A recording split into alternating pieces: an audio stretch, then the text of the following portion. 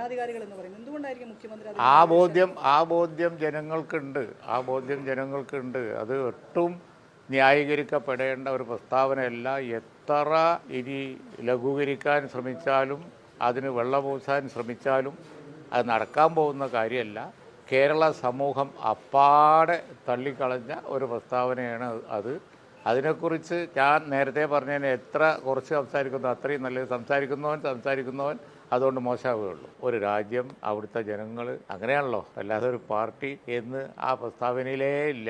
തെങ്ങിൻ്റെ മുകളിൽ കയറി തേങ്ങ പറിക്കാൻ നോക്കിയിട്ട് ആൾ കണ്ടപ്പോൾ അപ്പുറത്തെ പറമ്പിൽ കുറുന്തോട്ടിയുണ്ടോ എന്ന് നോക്കുകയാണ് എന്ന് പറഞ്ഞില്ലേ? അതുപോലൊരു കഥയാണ് പറഞ്ഞത്. കേരളത്തിലെ ജനം കേൾക്കുകയും ചെയ്തു.